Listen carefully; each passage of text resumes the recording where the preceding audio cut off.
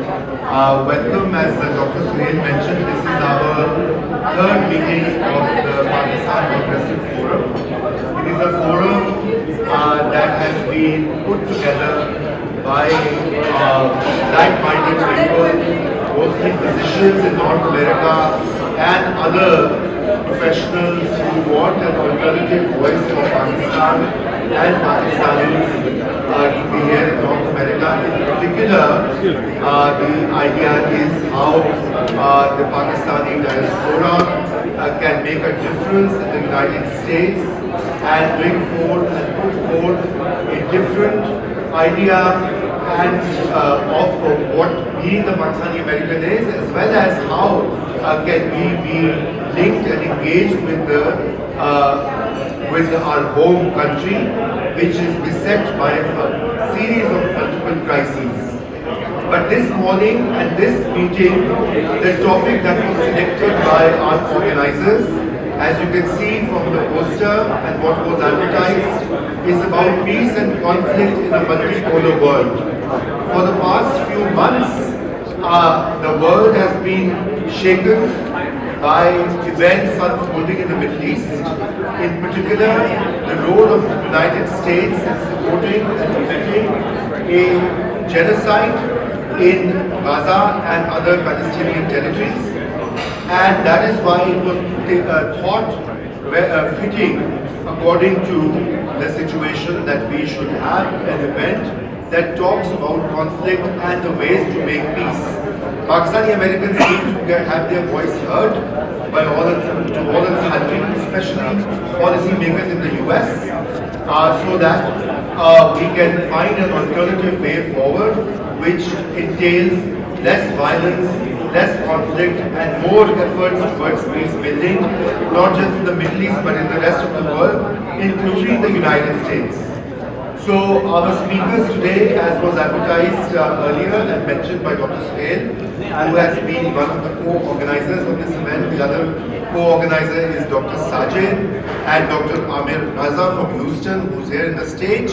We have Dr. Aisha Hadika, who has flown in from the UK to speak on this subject. We will have Congress Jamal Bowman coming shortly, and we have a young Pakistani speaker, Amar Ali Jan, who is visiting the US from Pakistan, and he is a politician and an activist from the left. So he is also going to speak at this event. We will also try to make this very interactive. We'll have our speakers talk for a few minutes, and once they're done, then we'll open it up for a Q&A with you, so that more and more participation can be elicited. In particular, you will have a chance to hear your thoughts, but also ask questions to our distinguished panelists. I will just start by requesting Dr. Aisha Hadika to open this forum and give her introductory thoughts. I will again ask her in a bit, once other speakers are done, to make more comments and respond to some of the points made, and after that we shall of course go on with the Q&A.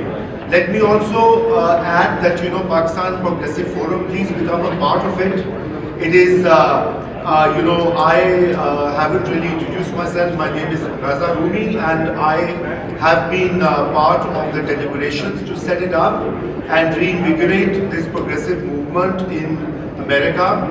And I also represent a 501c3 public broadcasting network that has been at the forefront of putting together and organizing all the people, as well as putting the message across.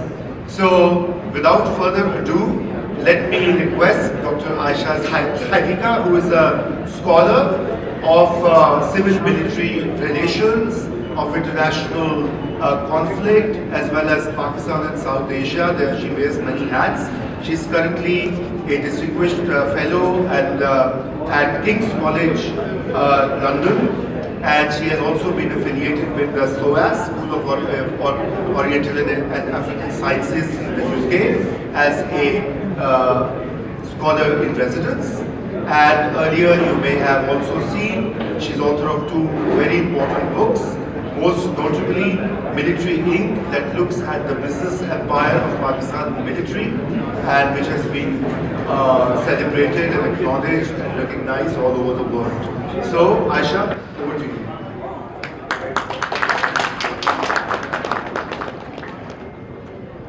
So I was saying that it's very difficult to be the first speaker after a sumptuous breakfast, but I'll try.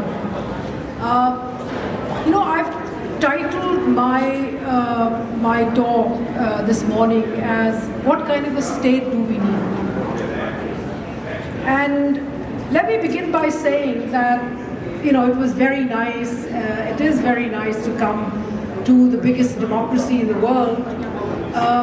Until I saw something a bit unfortunate happen just 2 blocks down, where we had gone there to have dinner, and as we were coming in and out of the restaurant, saw how the police heckled young black teenagers, and there was a temporary curfew and there was a threat, and I suddenly realized what was happening. I mean, it was like seeing.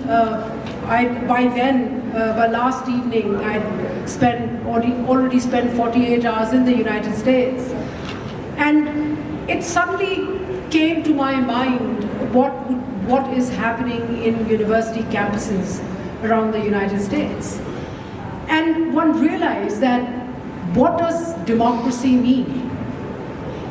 And the more I thought about the evening, what I experienced last evening, I realized that this was the multilateral world order in its full force. So what I'm going to do, and therefore it's important, be it Pakistan or United States, it's important to think about the most important subject. What kind of a state do we want to see as citizens of different countries? So I'm going to raise 3 points. One is look at the multilateral world order. Secondly, look at the most specifics that have emerged in the form of Indo-Pacific strategy of the United States, driven by the United States, but which is shaping relationship around the world. And lastly, what is the kind of new state structure that we want? Let me also start with a qualifier that I am a political scientist, I'm an analyst, I'm not a magician, and can't offer solutions. But I can offer ideas, and this is what I'm going to do in the next 10 minutes. So, as I was saying, that what I experienced last evening and what you probably see on an everyday basis, a police force, a security apparatus which wants to control voices, curb voices, control voices. It's part of a multilateral world order that emerged. But the story of that goes back to the 1990s, which is when the Cold War came to an end. I was growing up through that period, and I remember there was this brief moment of excitement during the 1990s. The Cold War had ended. The Soviet Union, which was the popular narrative about the Soviet Union was that it was an evil empire, had disintegrated. It was not going to be conflict. And again, that was a brief period when militaries around the world were being reduced in number, and there was excitement. There was, in fact, that was also a period when I briefly went to work in Germany at the Bonn International Center for Conversion, which primarily looked at reduction of military force. So, and the Berlin Wall had come down, so there was a lot of excitement. And what people didn't realize then, and we were all students and in the process of learning, what we didn't realize was that there was a new world order which was emerging, which was far more brutal than the world order we had seen during the Cold War. You know, the bipolar world, in fact, had its kind of balancing effect as well. There were two powers which were competing, and ultimately it led to, it was that ideological battle led to a lot of conflict. But at least that was the times of ideology, some ideology, which was about to disappear and get replaced by a different kind of ideology. And what we had after the end of the Cold War, up until now, and we're continuing to have it, is a world order which is driven by two factors: neoliberalism and neoconservatism. They go hand in hand. And the problem with this kind of a match is that it led to power of the corporations. Democracy itself got consumed everywhere by power of the capital, which is brutal. I mean, market looks at profits. Markets doesn't look at, distributive. It doesn't really distribute very well. It doesn't care about distribution of resources, about wealth. And the more powerful you were, it was corporations. I mean, if you look at the conflict today, which is spread out in the Middle East as well, and how it's being managed, you see the dark face of capitalism right there. Dark face of market forces. What matters is how much money that is made. What matters is how money controls our ethics, our politics. The other thing which would change with this neoliberalism, this mechanism of neoliberalism, was breaking down groups of people on the basis of identities. So, because there was gap in terms of ideology, where do you go? And I think this is where left also lost out. To a large extent, left around the world felt completely lost because they so much associated communism with the Soviet Union that they completely forgot. I mean, there was a hole in which everybody got sucked in. Where do you go?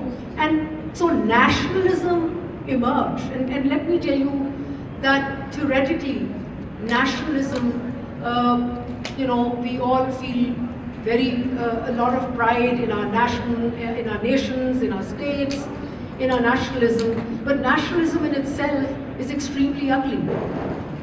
It breaks you down, it breaks down your humanity to your territorial identity.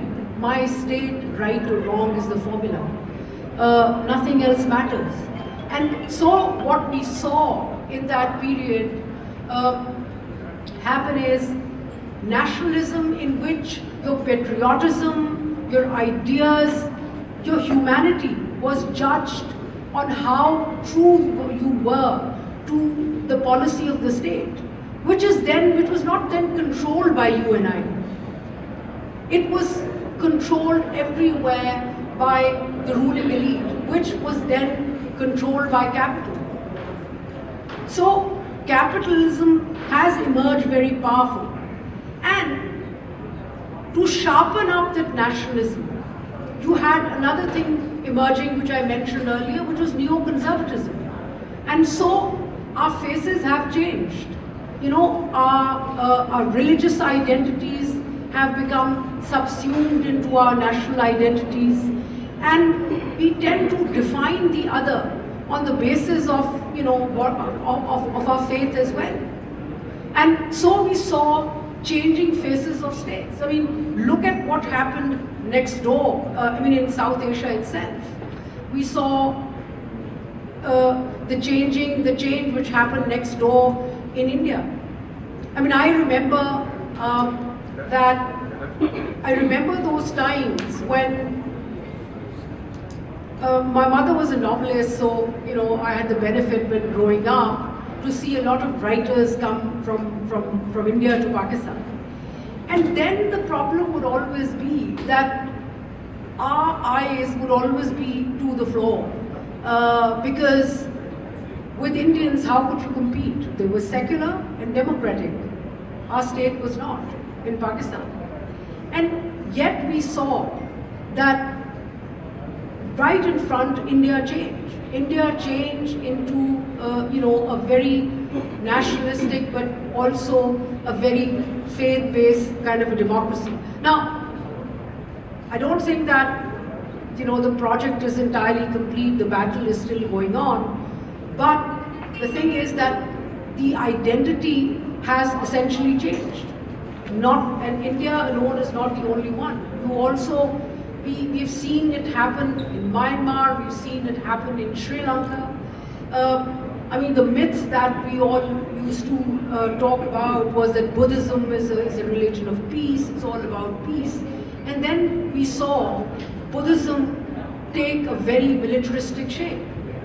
The problem is not any religion, the problem is when religion gets married to politics of the state. It becomes brutal, it becomes repressive. And that is what has been happening around the world.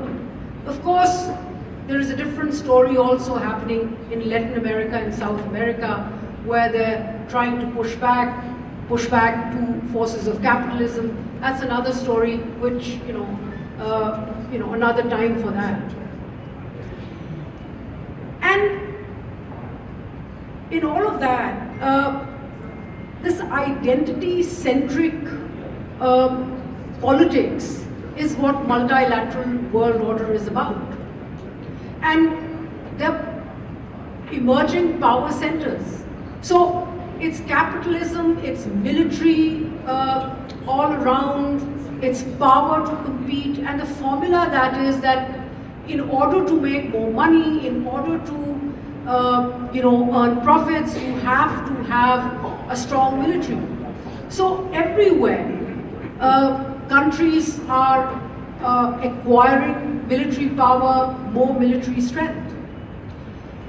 Takes me to my second point, which is what is happening in this multilateral world order with the Indo-Pacific strategy. But let me just quickly also highlight one thing, that in this multilateral world order, conflict is also very central to it. New power centers are trying to emerge and kind of exercise not just control, but also exist. So Europe emerged as a bloc. So we have the European Union, we have different agreements that are there, which is there, and as a economic bloc more than a military bloc, but an economic bloc with some kind of significant military power as well, which does not fill the gap which was created by breakdown of the Soviet Union. And so now, at this stage, you have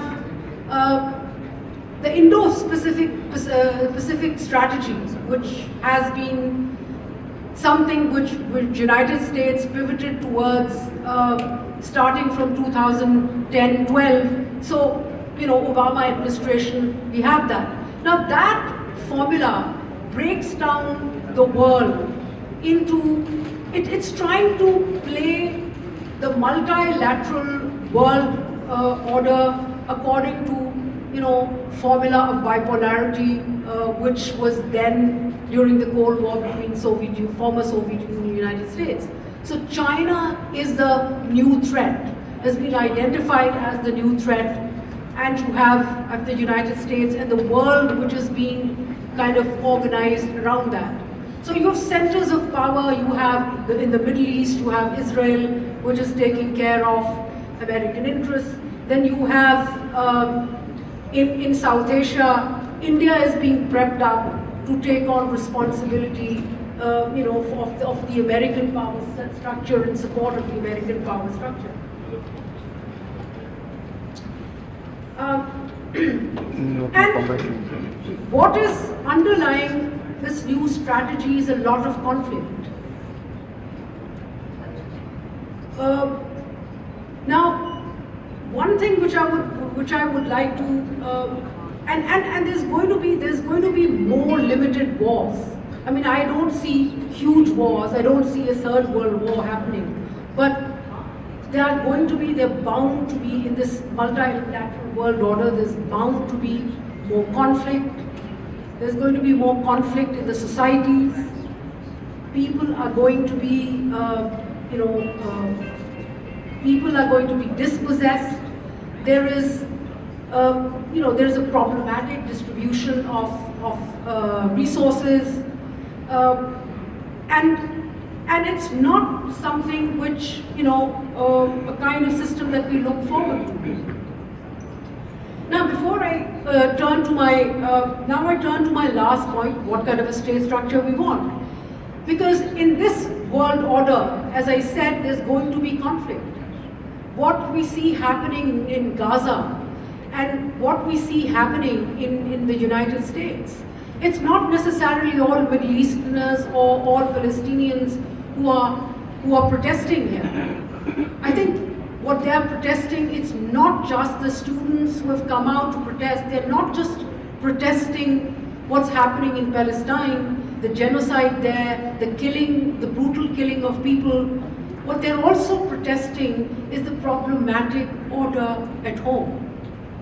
The rise of capitalism, the brutal rise and its brutality in all its forms, the unrepresentation. I mean, what is happening here right now in this world order is that democracy has completely been defanged.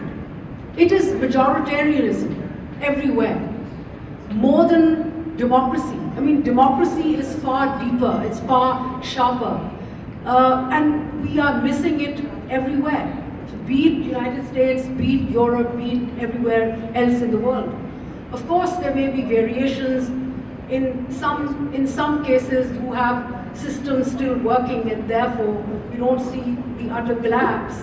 But in other places, as I've mentioned, India earlier, Pakistan definitely is part of it, where democracies have completely collapsed. And what you have is majoritarianism. And let's not forget that democracy, debarred of democracy, turns into fascism. Electoral democracy has the capacity to turn into fascism when it doesn't kind of recognize voices. Now, as far as, before I turn to my last point, let me point out that China is an interesting model here. Now, China also is acquiring the capacity to kind of turn authoritarian. There's a lot of authoritarianism around the world, in every country that we see. But I think what needs to be recognized and what needs to be taken note of is China and the manner in which they've used the local body system to eradicate or reduce poverty.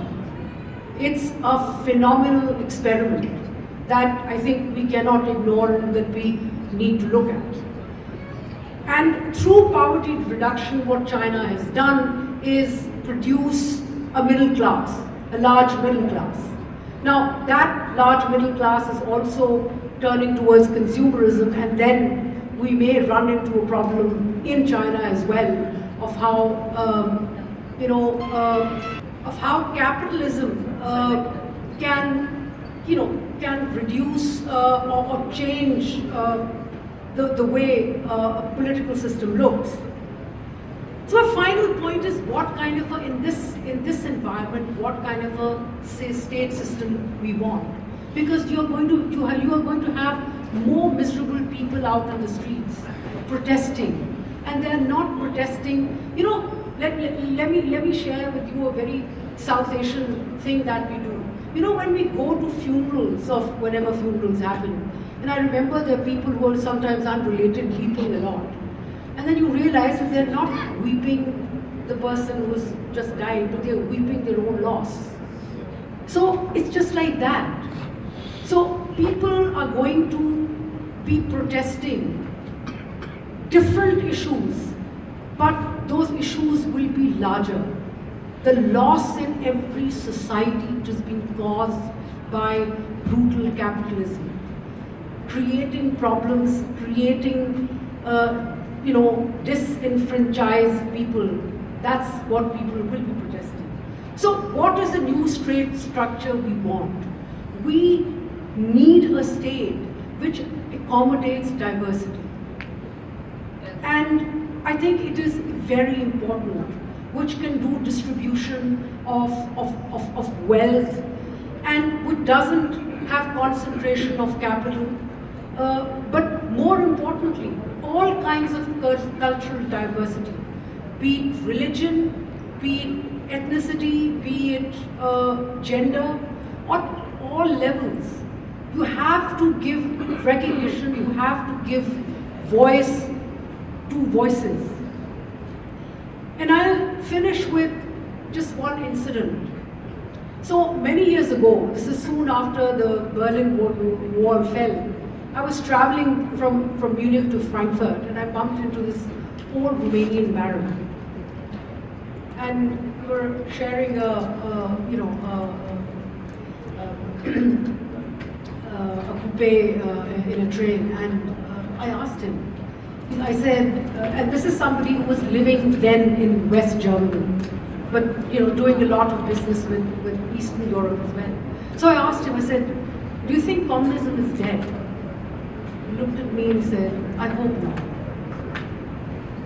And I questioned him, I said, why? He said, look, I do business with both East and the West.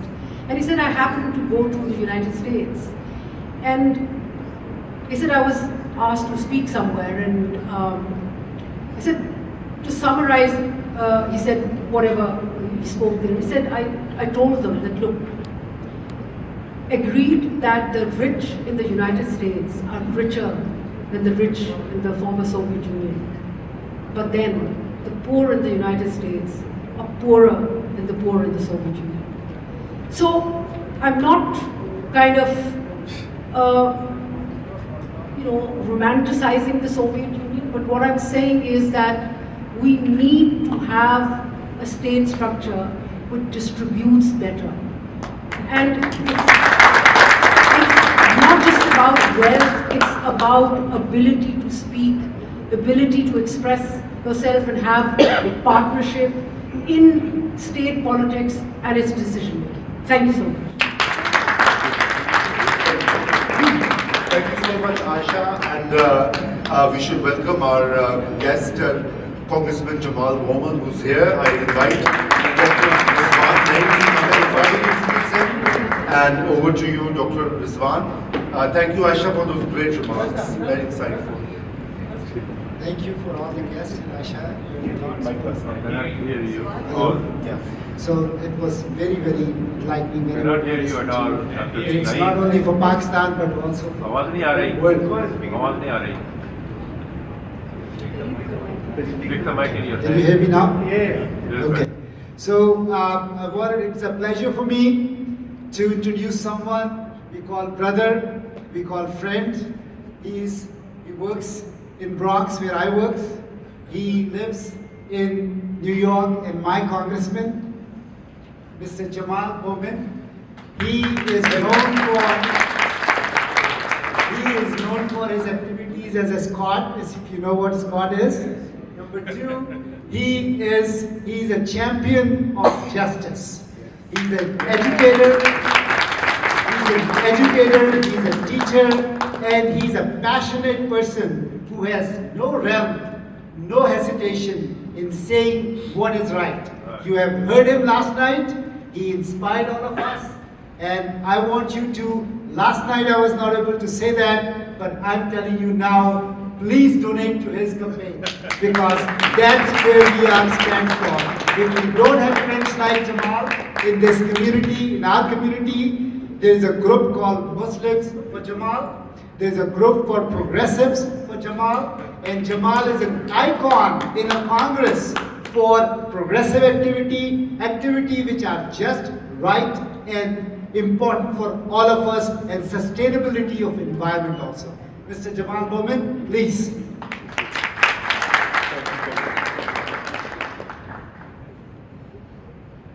Good morning, everyone.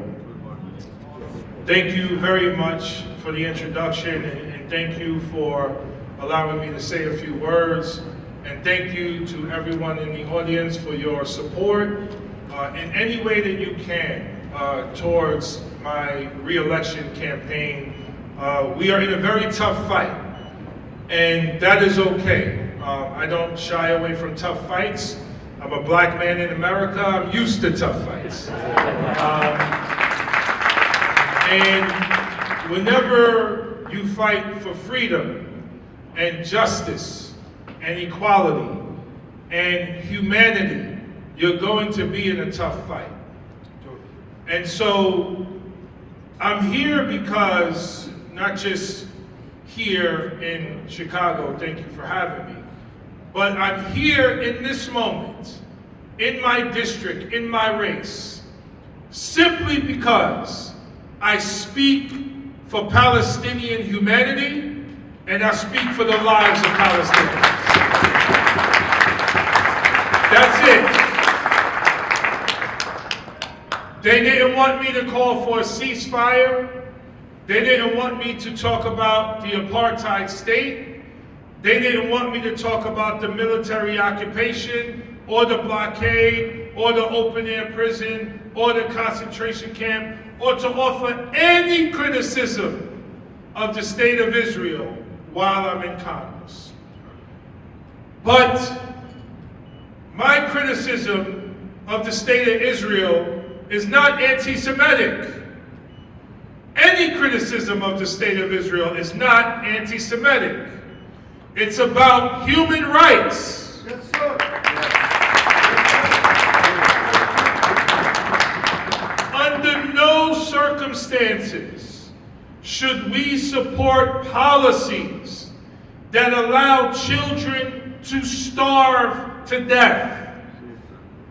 Under no circumstances should we be sending bombs and missiles to a country so they could bomb and kill civilians and women and children. Under no circumstances. I am against the death of children everywhere. Everywhere around the world. And we all should be.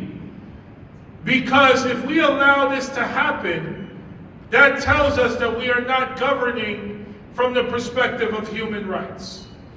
That some lives are more important than other lives. And that is not acceptable in a democracy. It should never be acceptable.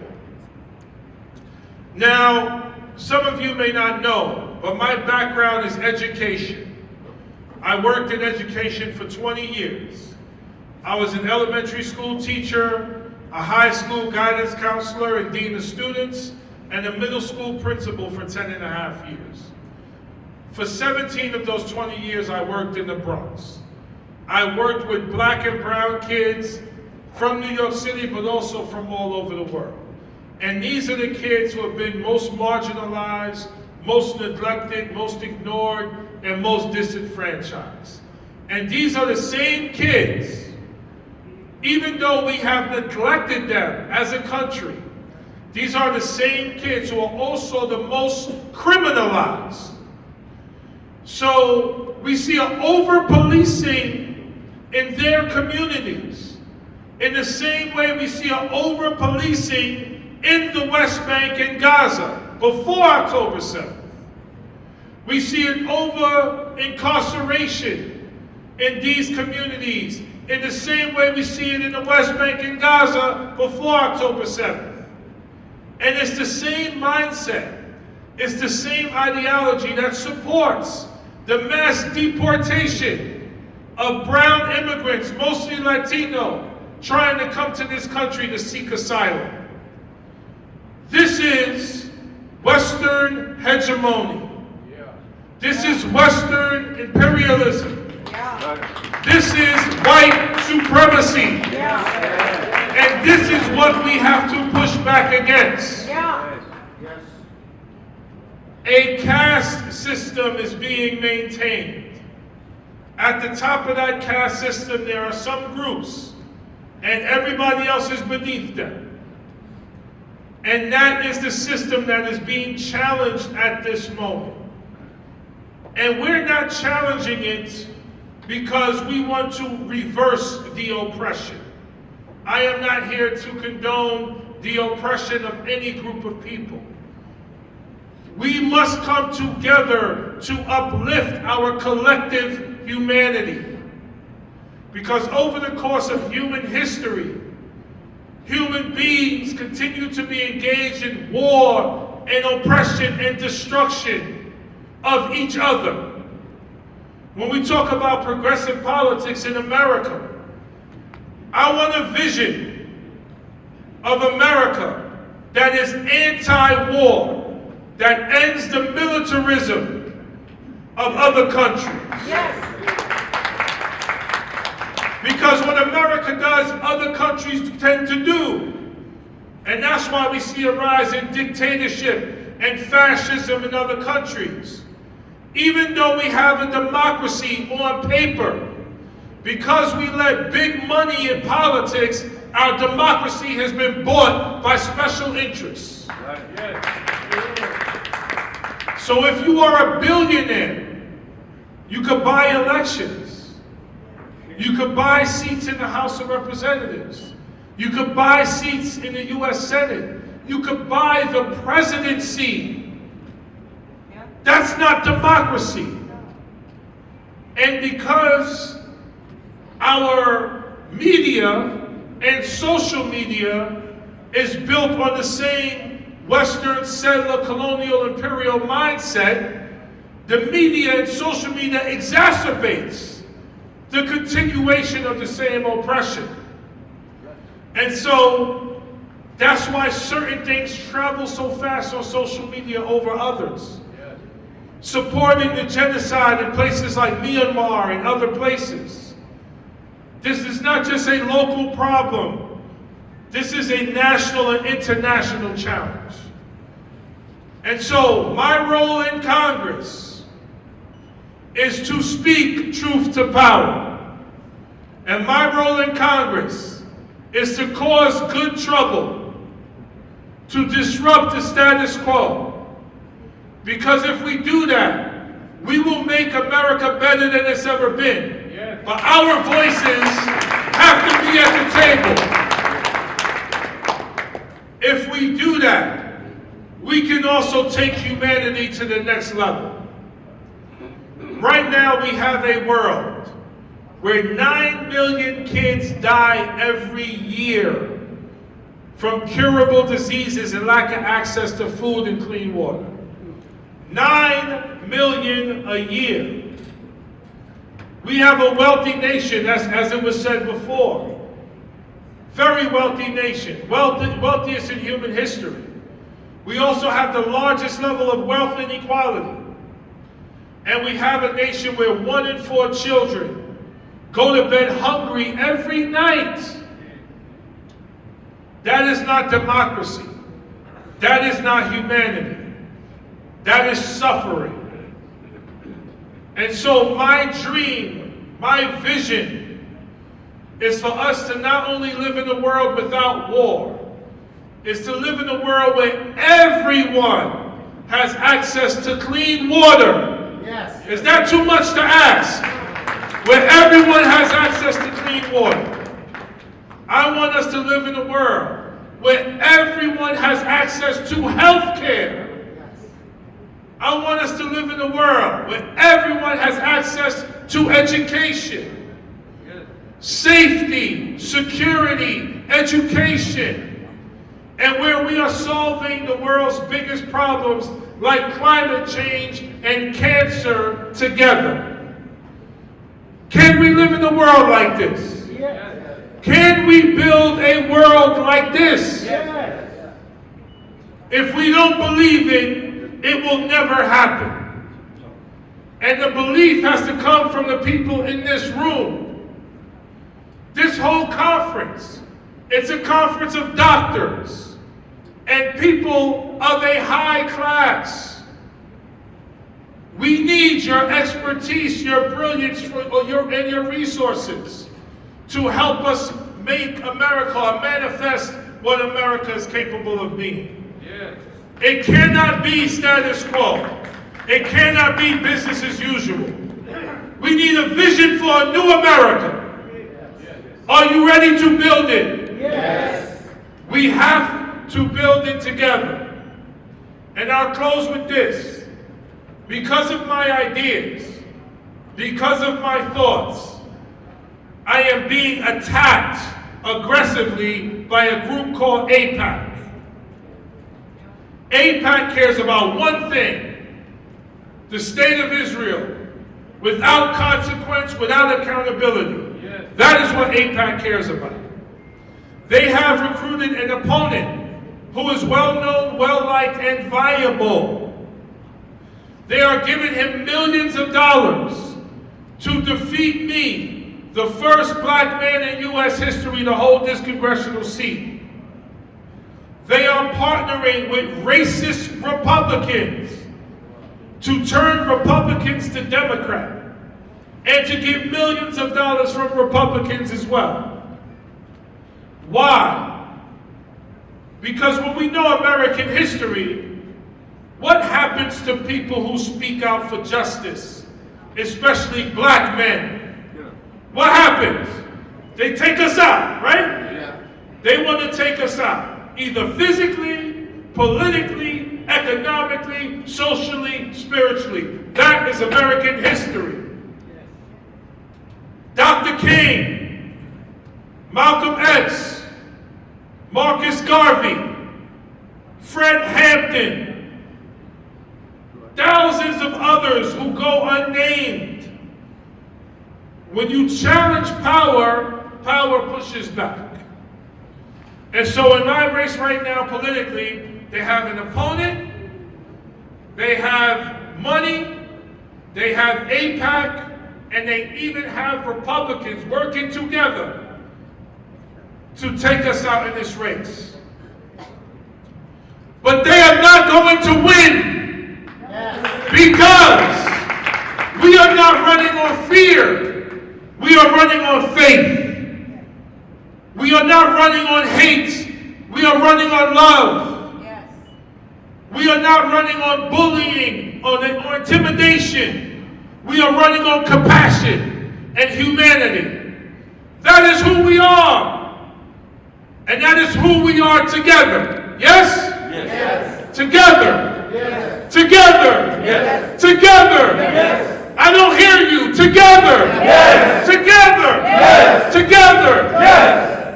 We cannot be soft-spoken and docile in this moment. We have to be loud. We have to be strong. We have to be powerful. And we have to be united.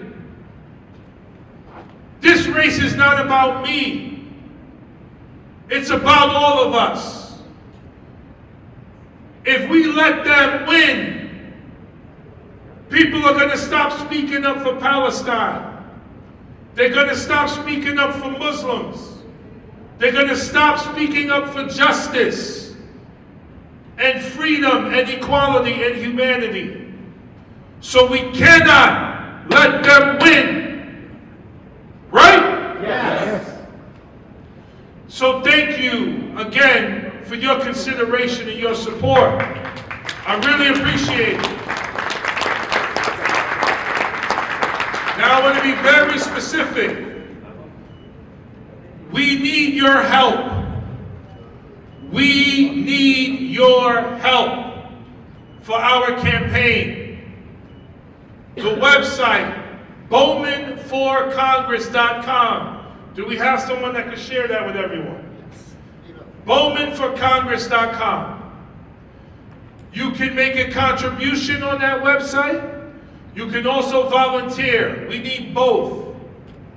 Whether it's phone banking, you're in Chicago, so it's hard to come knock doors.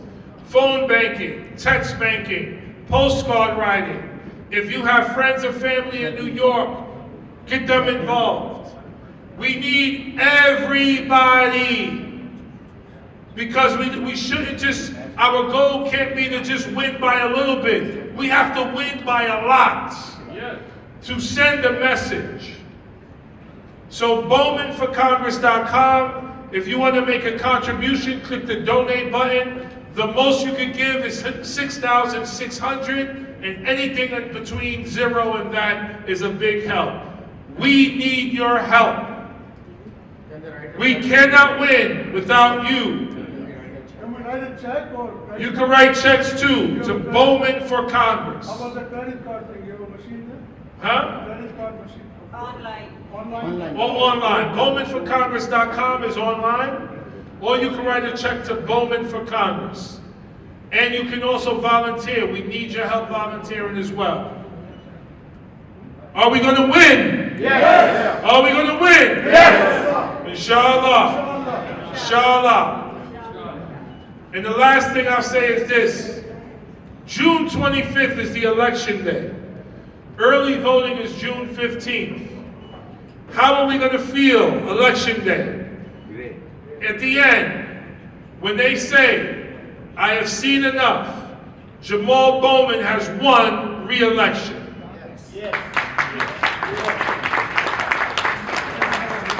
It is up to us to make that happen, because I cannot win alone. I need all of you. So thank you all so much. God bless you. Thank you. So this is a time, as Mr. Jamal said, this is not his fight. This is our fight. Right? If I'm a proud Democrat, always been, and many of you, 90% of you are also. But what happened if you just search Jamal Bowman for Congress, the first heading you see is Democratic establishment funded, APAC funded the most powerful politician of New York against him as a primary candidate. That's how scared they are for Jamal Bowman. Not only that, they read Democratic-led legislature. That's right. Right? So Democratic legislature changed his district to some of the people who are 99% Caucasian American. Right? Like Bryce and Tyler. And so that is the reason we are coming to you. I pledge another $1,000 for this campaign. And I know there are many among us who have committed this and they are committed. So please pledge if you can. Yes. Dr. Phi Committee, again one of your district, New York. $1,000. $1,000 for Dr. Phi Committee. And he's my friend, I get his money. So here. 500 check. 500 check for Mr. Jamal Bowman. Thank you. Write down the name. $500. So can someone write down the name, please? Phi Committee, Sohail Khan, Amna Buttar. How much Amna? 500. 500 from Amna. $1,000. आपका नाम? Paracha? Durrani. 1,000 from Munir Chaudhary. 1,000 for Munir Chaudhary. 1,000 from me. Dr. Sam, mashallah. You can do more. 2,000. 2,000. I know you can do more. 1,000 from Naveed Zafar, 1,000. Okay, 5,000. Yay! $5,000, mashallah. Please stand up. Please, you look like what a wonderful Jamal represents us. Jamal represents our children. Jamal represents the future of our children. So please, it's not about New York, it's not about Chicago, it's about our future. If you want to protect our future, we have to support people like him. So, Sam has set up a bar. You can do $100. You can do $50. And more importantly, what Jamal also said. Yes, please, your name. 5,000? 1,000. Tahir, 1,000. So, what I was going to say last thing is this. We will come to you and ask for funding. But you can donate $50, $5, $500, $5,000. Doesn't matter. What matters is people should know, and I'm sure, I'll make sure, and we'll make sure he's going to win. But they will be scared that that many Muslims, that many names of Muhammad and Maliks and Khans and so on has supported him. So they will be scared to challenge anyone like him again. And if we don't have someone like him in Congress, we are alone.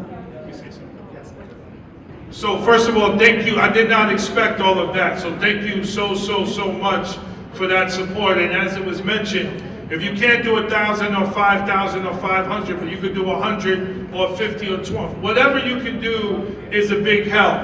AIPAC has said they are going to spend $100 million to get me and the squad out of office. They have said this publicly. At least 20 of that is going to go towards my race. The problem is they have money, but they don't have the people, and they don't have humanity. Our challenge is we have the people, but we got to get them out to vote. If our people come out to vote, we are going to win, and we're going to win big. So I want to tell you very specifically where your money's going.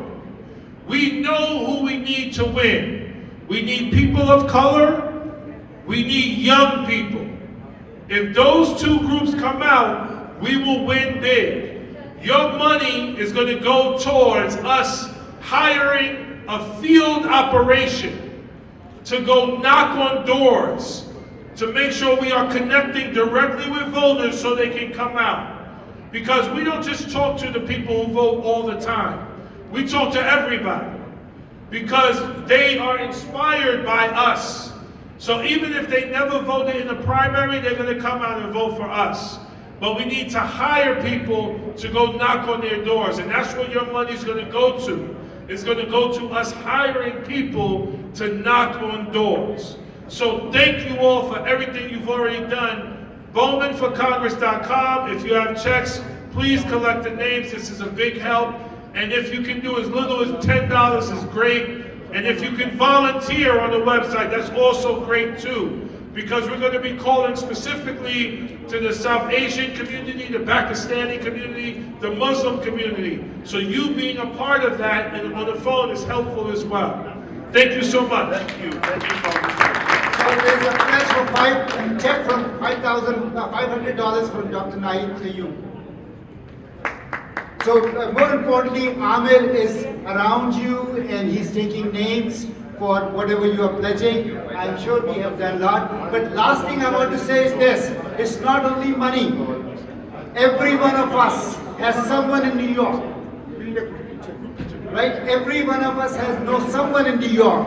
Please call that person, please text that person. So do whatever you can. If you can donate, fantastic. But calling and making sure people vote in the primary is the most important part, other than funding. Thank you, Jamal. Thank you. Thank you. Ladies and gentlemen, there's also a sheet which has been circulated for your names and addresses. Salman has done that. Please put in your email and your phone number so that we have a record of who all are here. So, after this really inspirational speech by Congressman Bowman, who has highlighted not just his commitment to social justice in America, but also internationally to the starving and people under siege in Gaza. Our last speaker is Dr. Amar Ali Jan, who has come all the way from Pakistan to speak. Amar, over to you. Everyone knows you, so I need not go on to your introduction.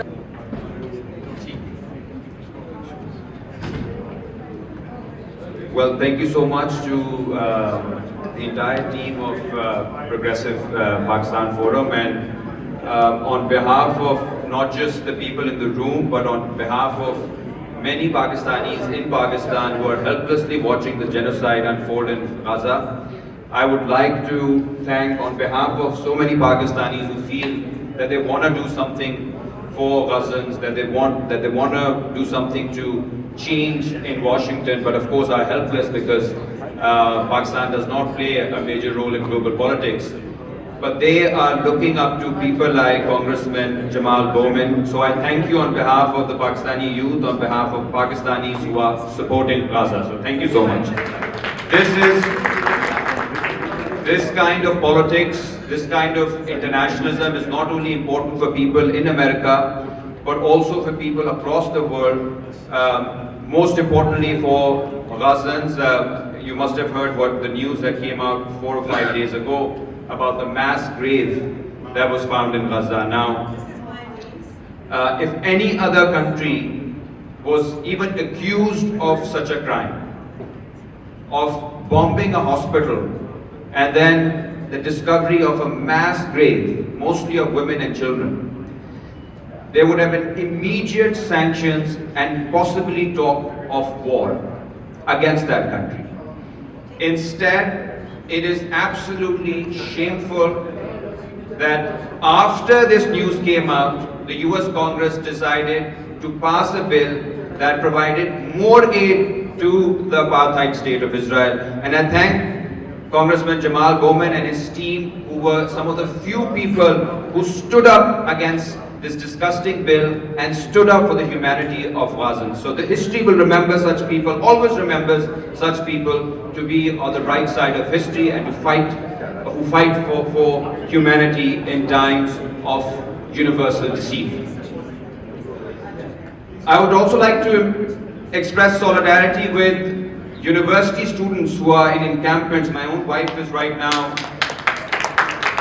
at the George Washington University, where they brought the police in today in the morning.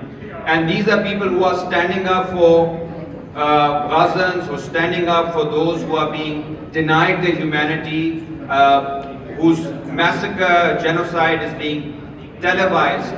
And instead of encouraging them, it's very unfortunate that these students are being hounded, they're being arrested, they're being suspended. So solidarity to those students as well. I would briefly talk about Pakistan because we've had an internationalist perspective. And as you know, I don't need to go in details, and I've been asked to keep it short. This is a particularly hopeless time in Pakistan, all over the world, but also in Pakistan. People are extremely upset. There's a general feeling, a tendency that there's not much that can be done. Let me share a few statistics with you. Right now, the latest report, poverty report that has come out, it tells us that about the poverty rates in Pakistan have reached about 40%. 40% of people are food insecure, which means they are not sure where they will get their next meal from. 40%. Similarly, Congressman Bowman spoke about water issues. In Pakistan, 37% of deaths are due to waterborne diseases. So this is an important fact for doctors as well. Water, which is the source of life, is a sign of death and destruction in Pakistan. So 37% of deaths are due to waterborne diseases. Similarly, we have about 25 million kids, very bright kids, kids who have dreams, desires to do better for themselves and their families, who are unable to go to school because of poverty.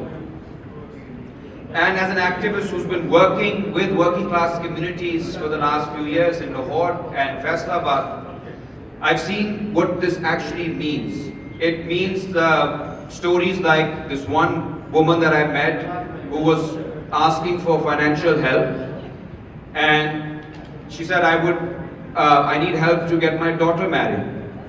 At the same time, her husband was dying of a heart disease. And we said, you know, this seems more urgent, so maybe we can do this. She said, no.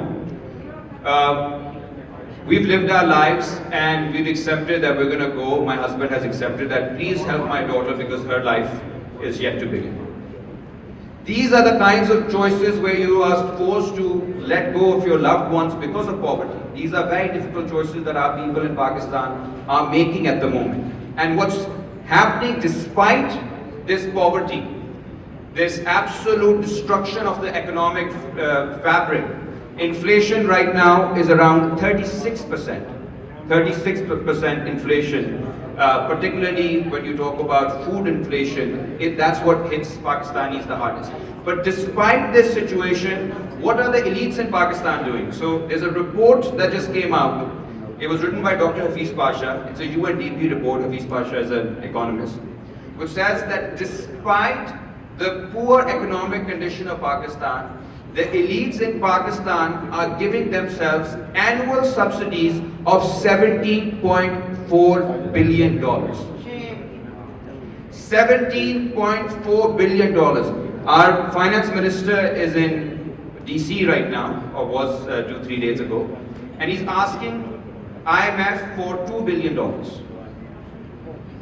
So he's ready to privatize, sell all our national assets, liberalize the energy prices, which means that those in Pakistan, this is one of IMF's major demands, to liberalize energy prices. It means that you actually let the price of energy, electricity, go up. Bijli pehli mehengi hai, you make it more expensive. And I've met families, the minimum wage in Pakistan is $120 a month. And the bijli bill that comes every summer is about $90 to $100 for people with one room.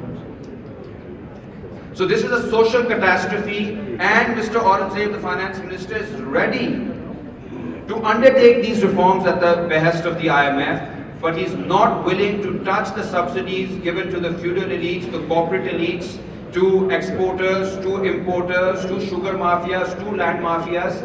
The $17.4 billion he will not touch. What he will also not touch are the billions in subsidies, and if you've read Dr. Aisha Siddiqa's work, you probably know the billions in subsidies and the billions that we don't even know about that go to the Pakistan military every year. They will not question why is it that for our defense we need defense housing societies. Why is it that for our national security we need Bahariya towns, we need 4G foundation, we need 4G fertilizer. What kind of national security is being promoted by making cereals, 4G cereals? I don't know if you've eaten them, they're not even very good. But the military is doing what kind of service for Pakistan's future is being given when the military is running shadi halls, marriage halls? Nobody will even talk about it. I tried talking about it. I was whisked away from my house at 4 a.m. in a raid. Right now, people are talking about it. Many are in jail. Women have been arrested. Children have been arrested. Families have been harassed. Businesses have been destroyed. Why? Because of a simple question. Why is it that our military is doing everything, politics, economics, media, social media, everything except focusing on the defense of the nation, which is its job? And for asking these innocent questions, people have been picked up. But they have the confidence because they know that the IMF and the US government is willing to stand with them. And I do request Congressman Jamal Bowman to look into the kind of austerity measures that the IMF is imposing upon the people of Pakistan. It is not being done to improve the economy of Pakistan. It's not being done to end poverty in Pakistan. It's not being done to promote education in Pakistan. It's being done to sustain a decadent elite culture which should actually go away and fall apart. So these loans that we're getting, these loans will fuel subsidies for the elites, while when the time comes for repayment, it's ordinary people who will pay through high energy prices, through cuts in education, cuts in healthcare, low funding for climate. Now, you also should remember, and I think it was discussed in the session yesterday as well, Pakistan faced the worst floods in its history in 2022. If something like these floods, this kind of an environmental disaster, this kind of a climate catastrophe will not make our elites change, then I think, if you remember 71, these are the same elites that were ready to give up on more than half of the country rather than share power. nothing will change their opinion on sharing power, on reducing their own privileges. Our question for our generation, for Pakistanis here and in Pakistan, is whether we are willing to sacrifice the future of millions of Pakistanis for the privileges of a narrow decadent elite, in which you can include feudals, corporate elites, bureaucrats, judges, and on the top of the pyramid, you of course have the military generals. Whether we're ready to accept this architecture of power, or whether we're ready to fight back. And despite the hopelessness, and this is the one thing where I think we should always remind ourselves, that despite the hopelessness, the people of Pakistan have had an incredible spirit of resistance. We've never had a dictator who's had it easy. Unlike in some Arab countries where you've had dictators for 40 years, Pakistani people are impatient. You guys many of you came here in the 80s, 90s, remember Zia's time. There were over 60,000 political prisoners under General Zia. And despite 11 years of repression, of killing, of raids, eventually people voted for those who were against the military dictatorship. And today, Zia's name has become synonymous with monstrosity in our history. Similarly, with General Musharraf, when he was in power, it felt like he's eternal. But there were people, there were students, there were lawyers, there were trade unionists, there were farmers. One movement I would particularly like to mention, the Okara Military Farms movement. I don't know if you've heard of them. These are farmers whose land was being snatched away by the generals in 2000, and they had plans to sell that land to some Qatari firm. They organized, they fought back. Dozens of their comrades have been martyred, but it's been 24 years, they've not given 1 inch to the Pakistani military. They have the entire land to themselves. Similarly, despite all the restrictions on students, I was at the American University the other day. I was so happy to see the student union vote, the first debate and then vote in favor of BDS, divestment from Israel. And I thought to myself, it would have been wonderful to have similar elected student governments in Pakistan, where students were given the right to express themselves on campus. Student governments were banned, people were whisked away, students were tortured, and despite that, if you look at what happened yesterday at the Asma Jahangir conference, a young student from a student group, a left group which is associated with us, the Progressive Student Collective, students stood up during the middle of the speech being given by the German ambassador, heckled him, called him out for his support for genocide, and told him that he has no right, no business lecturing Pakistanis on free speech when in Berlin you cannot hold a demonstration in favor of Palestine. Yes. So this hypocrisy needs to go away, and as Jamal Bowman was saying, this idea of white supremacy where some people think that they have the right to lecture others, this culture must go away. We need to create a new, better world. I will end by making one appeal to the Pakistani community here. It is important to support political parties that you like. Of course, there could be people here supporting PTI, PMLN, People's Party, or any other party, which is fine. Everybody has that democratic right. But I would also encourage you to look at the progressive movements that are taking place in Pakistan. There's a movement that's taking place in Faisalabad for many years. This is a movement of workers, ordinary workers, who are not being even given the minimum wage of $120 a month. They're fighting back, and last month they organized a strike in which 30,000 workers participated to improve their minimum wage. And they are doing a big rally on the 1st of May, which is the actual Labor Day. In America, it's always very confusing. It's in September. But it was here in Chicago that May Day, the tradition of May Day, was laid down, and Pakistani workers are going to come out in big numbers on May 1st. Now, they're not on TikTok, they're not on Instagram, they're not on Twitter, so people don't really find out about them. But it's important to know about these movements that are taking place. Similarly, This young lady, Maharang Baloch, is another example, shining example of resistance. This woman, I've seen her for many years. She used to come to Lahore. She's come to Lahore many times. Nobody paid attention to her. And she's been, because her father went missing 10, 12 years ago. And she's carried that pain in her for these 10, 12 years. But this time when she came, she wasn't alone. She came with hundreds of people. And at every step in the long march that she did from Balochistan to Islamabad, they tried to terrify her, they tried to stop her, they tried to defame her. Yet her caravan kept on increasing. By the time she got into Islamabad, she had thousands of people welcoming her in Islamabad, and she encamped in Islamabad for weeks. She wasn't given what she wanted. The odious policy of enforced disappearances has not ended, but we have a hero in her, because when she went back to Quetta, the entire city came out to welcome the daughter of Balochistan. These are the kinds of stories that are not circulated as much as they should be.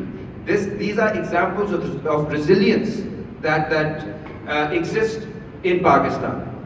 I could share more, but I think we've made the point, and the point is that there's a lot happening. It's a country of 240 million people, and it is my belief that 240 million people can never be permanently forced into accepting a life of indignity and humiliation. 240 million people means it's a country that is of interest not only to us as Pakistanis, but also to the world. And there is still a latent spirit, a restless spirit of resistance that's there in Pakistan. It's been tamed because of the repression, the censorship, the violence, the humiliation that has happened over the last many few years, but it has not died down. And it's our job, those of us there and those of us here, to nurture this spirit, because it's through this spirit that we will create the new world that Jamal Bowman was talking about. Thank you so much. Thank you so much, Omar, for your inspiring remarks. And we now open our forum up for Q&A session, your comments. But before we do that, I would like to invite a few of our friends and organizers who have put together this event. So is Dr. Suhail here? Dr. Suhail, can you come and just in 1 minute talk about the forum? Dr. Suhail has been the key organizer of this event. He's based here in Chicago, and he has spent days and days gathering everyone together. So just keep it to a minute so that we can have some questions, and then I'll ask others. Amna, you next. सबसे पहले thank you very much for everyone. So indebted to all of you for being here, and I really truly appreciate taking the time, especially after the meeting. I know everybody want to go home on a Sunday. It's rare that I have seen so many people gathered. With that being said, the most important message is when we talk about progressives, it means all inclusive. If you are not inclusive and call yourself a progressive, that's a no-no. So people from all thought processes, whatever, if they are forward thinking, and we can join hands with them in wherever, because the ultimate goal is to help our communities, get them better in whatever way, and wherever we find coalitions and where we find people that come along and move the agenda forward. That is what it is all about. Thank you very much. Thank you so much. The next speaker is Dr. Amna Buttar, who is also based in Chicago, also one of the co-organizers of this event. Thank you, Amna. Thank you very much for listening and being there, and thank you especially to those who have stayed till the end. You know how it has been feeling, I've been feeling lately, for those of you who have been around, for a while, for all us activists in 80s, 90s, And even before then, Faiz Ahmed Faz's poem, Hum Dekhenge, I was talking to a friend and we talked about that, how that poem used to be our anthem.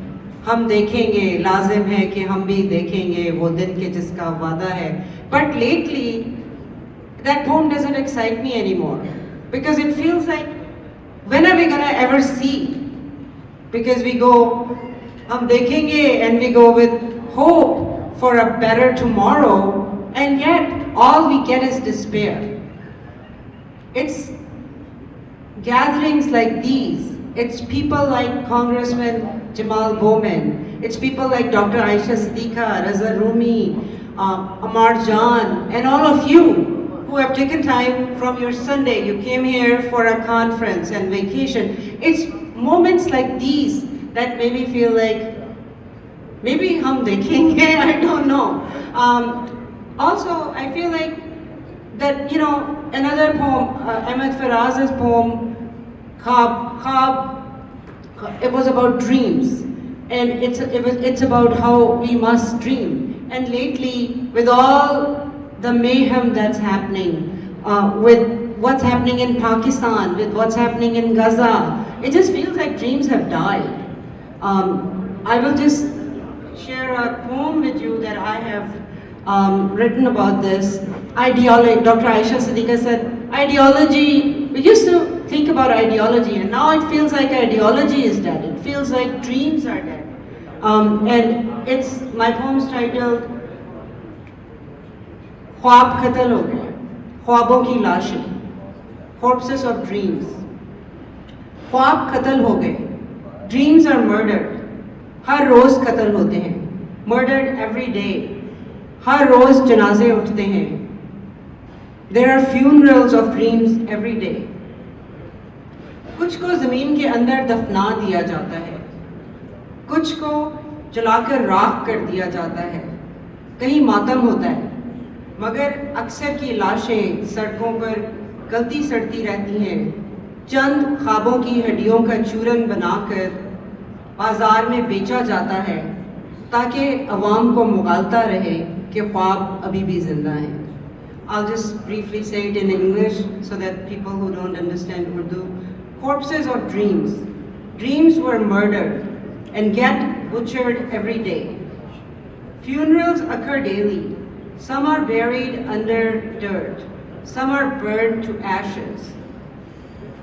Mourners gather sometime. Bones of some dreams are crushed into powder and sold on streets so masses can remain under the delusion that dreams are still alive. It is the oppressive regimes that have made us feel like, but like I'll say again, that people like you, people like these panelists, speakers, and Congressman Bowman make us feel like hope is still alive.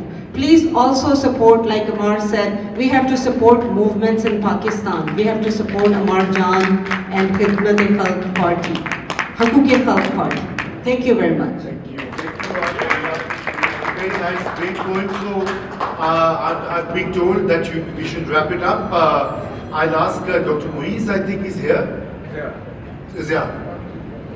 Can you come and say a few words, 1 to 2 minutes, and then we have another. Naila Usmani wants to talk about her organization which works on peace building. Just 2 minutes because we are really short of time. So, Dr. Zia.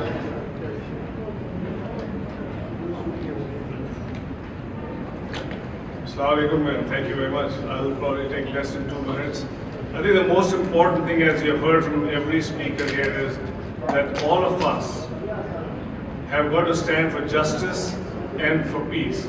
And justice and equality for everyone is something that should be not just limited to our words, but in our action as well. And everyone in his capacity, individual capacity, capacity of group, capacity of wherever we are, we've got to do that thing.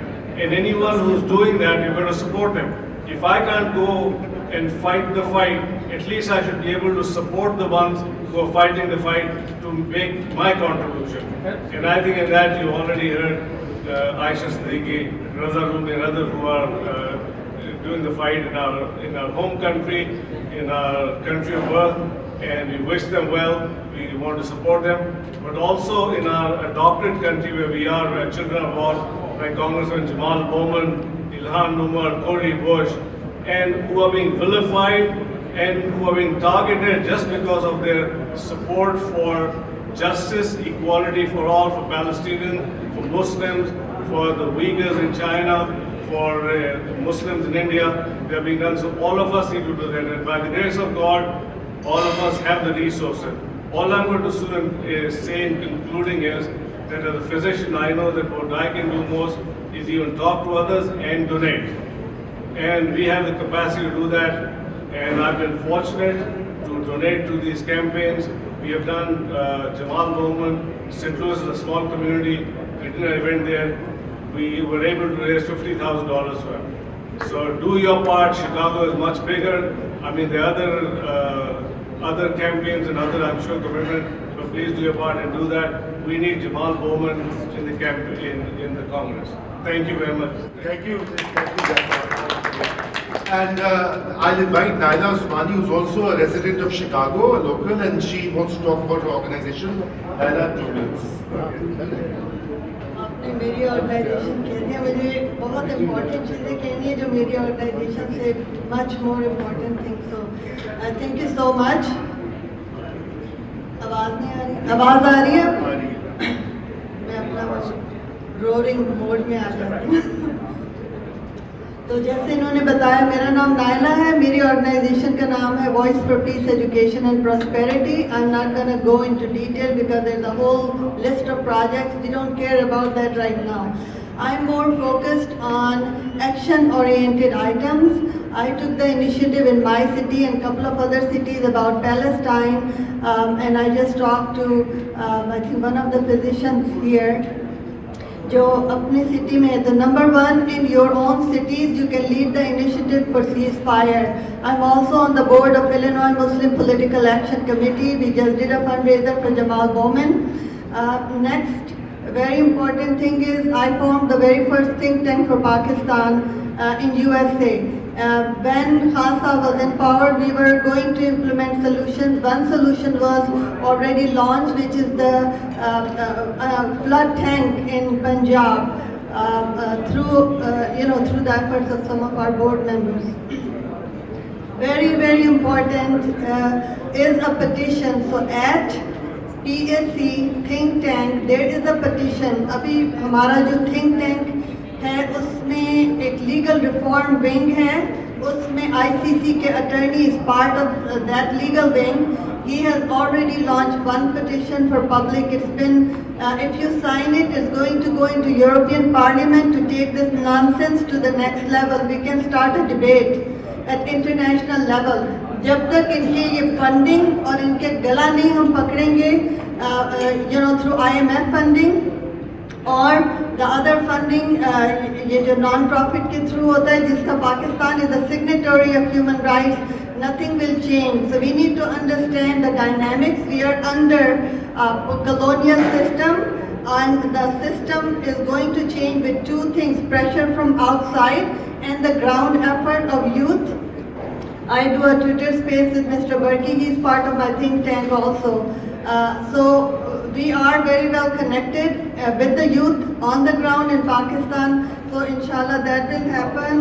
And what else I just want I want to say that there is no room for people of faith to be despaired. Islam में मायूसी कुफर है. We have a young guy sitting here. I can tell you, we have unbelievable nation that came out to vote. So let's have a big round of applause for the best people on earth, people of Pakistan.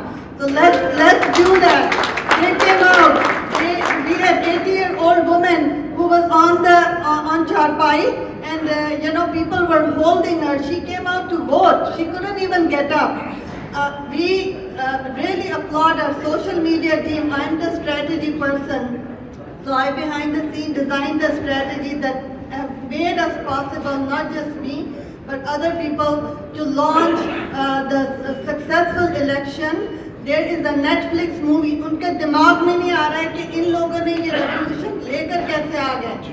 Social media revolution didn't just happen. We were training people ahead of time. So the strategy that I had was train the people because we anticipated the phone will be down, internet will be down. So we had thousands of people training from not just America, all across the world. कि आपको क्या रखना है अपने purse के अंदर. The social media app that was WhatsApp app that was launched that didn't require internet. But anyways, मैं यहाँ पर एंड करती हूँ क्योंकि इन्होंने अभी मुड़ के मेरी तरफ देखा है बड़ी मोहब्बत से. तो आप लोगों के साथ एक नारा तो बनता है, पाकिस्तान जिंदाबाद, पाकिस्तान जिंदाबाद. Thank you. Thank you. बहुत शुक्रिया. We are now. I would like to make an appeal. Ji please go ahead. आ जाइए. कितनी? Hello, my name is Farhad, and I just want to make an appeal. 30 minutes drive up north from here is an encampment going on in Northwestern University for Gaza. I urge you all to go there, stop by if you have time before your flight, go there if you're from town. Please go there, show them their solidarity. Right now there was a protest, a counter protest to intimidate them, and they have successfully pushed them away. So they need all our support and solidarity. And I request you all to please go stop by and show. Thank you. Thank you, Farhad. Very great. I wish I was staying. I would have come with you. So before, I just want to also attention everyone. जो पीछे भी खड़े हैं, please आपकी attention चाहिए एक 5 minute के लिए. ये एक रेजोल्यूशन हमने ड्राफ्ट की है डॉक्टर अमानवी जान ने, और मैंने इसमें 2 जुमले ऐड किए हैं. ये हमारे इस फोरम के इजलास की तरफ से है. If you all agree with this तो फिर ये will put it out and give it to media. And it is basically that the Pakistan progressive forum, attention please, Amit. Pakistan Progressive Forum condemns the brutal genocidal violence being carried out in Gaza. We are appalled at the support being given to this genocide by the US administration. We call upon the US government to end its shameful role in the catastrophe unfolding in Gaza and demand an immediate ceasefire. We fully condemn anti-Semitism, but reiterate that criticizing Israeli military action is not anti-Semitism. We also express full solidarity with students who are leading encampments for Gaza on different campuses. We salute their courage in openly calling out the complicity of their government in the horrific genocide underway in Gaza. One by one. Israeli government and Zionism. Okay. Zionism is ठीक है जी. anti-Zionism is not. Suhel. Approve. Thank you. Sir कह रहे हैं कि permanent ceasefire. Permanent ceasefire. Okay. Immediate and permanent. Two week पहले किया था. Immediate and permanent ceasefire. Permanent. ठीक है जी. Any other? जी ज़िया साहब आप कुछ कहना चाहते हैं?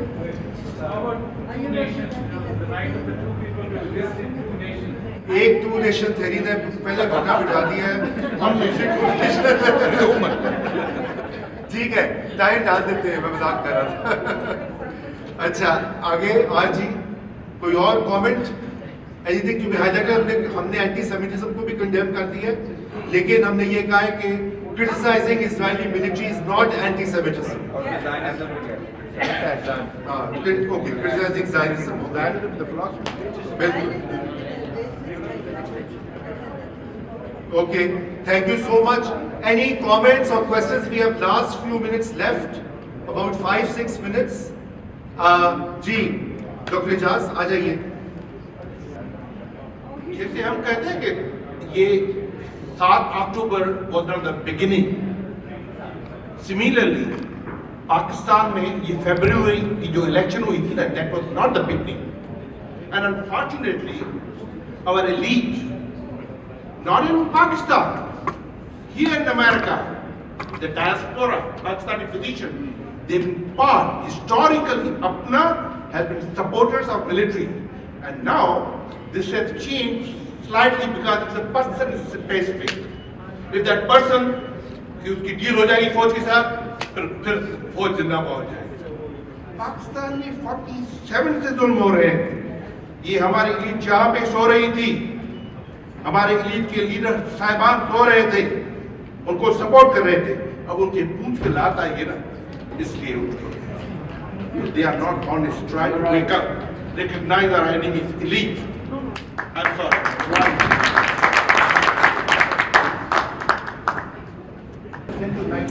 Hello, my name is Madiha Sayed. I'm a physician.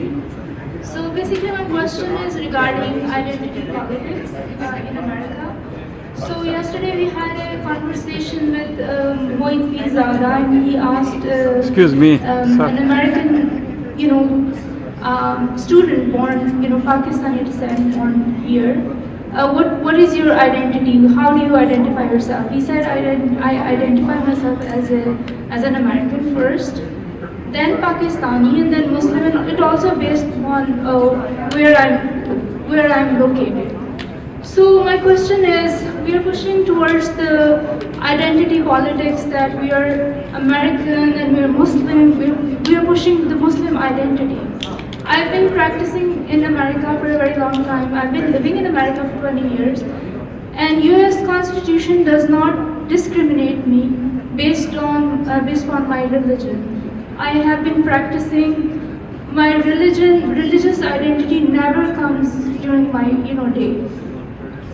I've never been discriminated as a Muslim. So we have seen the world is divided into right and left, Democratic, Republican, progressives versus conservatives.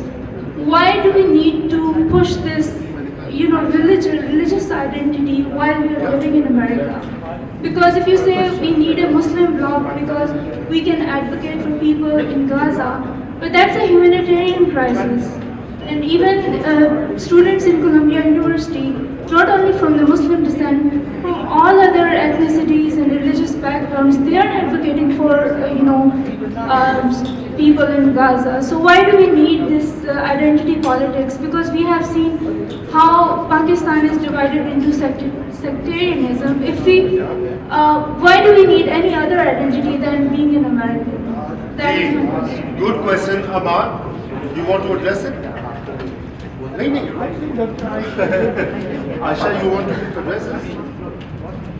Sorry मैं half में बीच में आया था, इसलिए मेरे ख्याल से देखिए ये हाइफिनेटेड आइडेंटिटीज का मसला है दुनिया भर में. We are facing this big crisis of identity, not just in America or as you mentioned in Pakistan.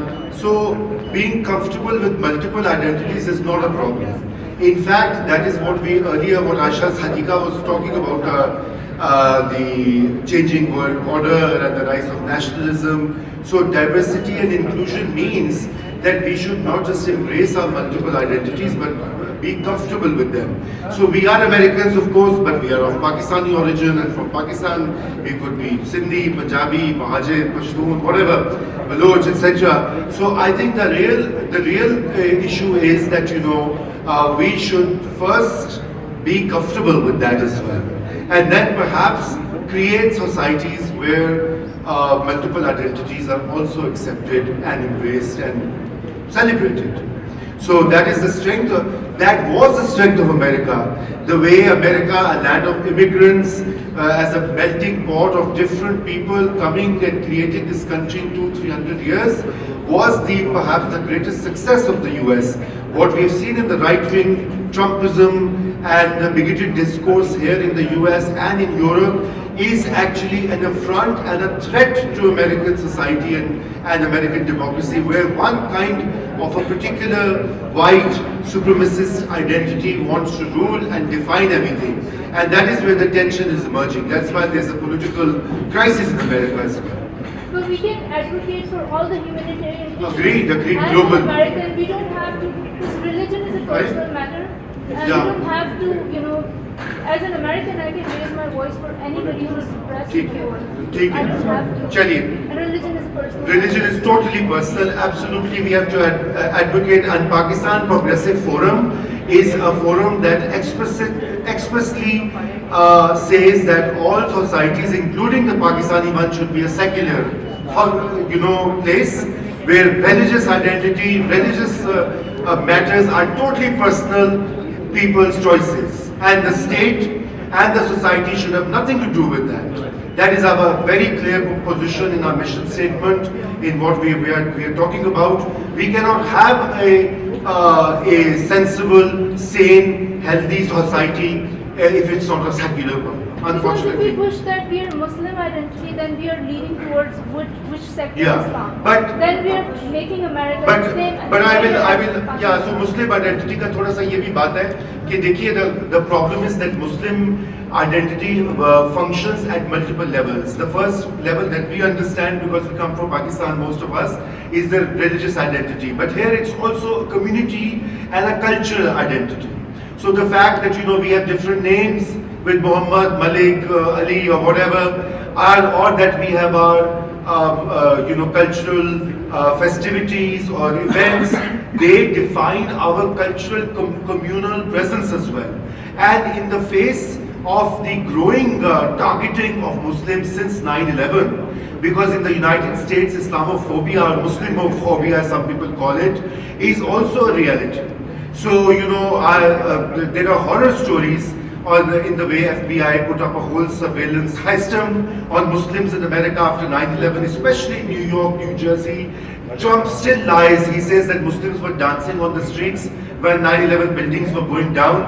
He fuels this hatred towards Muslims. And then we saw that Islamophobia traveled across Europe as well. And now Islamophobia has merged with the very unfortunate trends, historical trends of racism in America.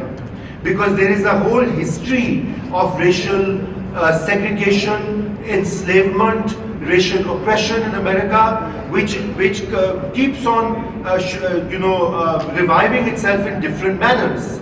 Now, they ended segregation in 1960s, but now the mass incarceration in the United States has world's largest prison population, 2.2 million people. No other country beats this record. And more than half of those inmates are people of color. They are brown, they are black, they are Muslims, they are, and white people are less. And then once they come out of prison, there's a lawyer called Michelle Alexander who's written a great book called The New Jim Crow. It's a celebrated book. And when the felons come out, they have different laws for whites and non-white people. So a black person who leaves the prison cannot get a job because he's a felon, cannot vote in most states, any voting rights are taken away, cannot get food stamps of social security. So what is that African American or Latino going to do but to go back into the trap of poverty and oppression and go back into jail? So that is the problem also. The Muslim, when we use in America, I was also averse to it, like you. When I came here, I said, hey, I'm a secular person, I don't know how to do anything to do with this whole, Sunni, Shia, Muslim, whatever. But I realized, living in America, it's my 10th, 11th year now, I realized that, racism is such an everyday reality. And now Muslims are also a target of that racist onslaught. Now what is happening in Gaza, these young kids who are protesting are being brutalized, are being attacked on campuses, and they are being called. My own daughter, who studies at an Ivy League university, has been called a terrorist thrice. And she said, why? And she said, you have Ahmad in your name. So that's every day, a young person.